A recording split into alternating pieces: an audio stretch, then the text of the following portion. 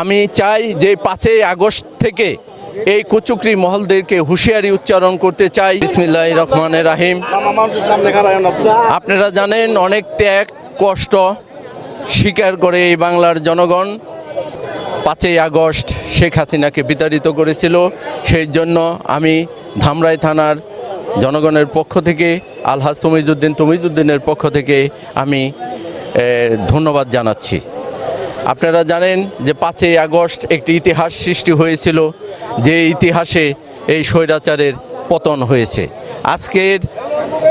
আজকে দেখেন যে তারেক জিয়া যখন এই দেশটাকে সুষ্ঠু নির্বাচনের মাধ্যমে প্রতিষ্ঠিত হয়ে সুষ্ঠুভাবে পরিচালনা করার চেষ্টা করতেছে, তখনই একটি কুচক্রী মহল তার বিরুদ্ধে ষড়যন্ত্র শুরু করেছে। আমি চাই যে 5ই আগস্ট থেকে এই কুচক্রী মহলদেরকে হুঁশিয়ারি উচ্চারণ করতে চাই যে এই দেশে যারা নির্বাচিত সরকার প্রতিষ্ঠিত হয়েছে তারেক রহমানের নেতৃত্বে এবং তারেক রহমানকে সর্বপ্রকার সকলকে সহযোগিতা করার জন্য আমি আহ্বান জানাচ্ছি।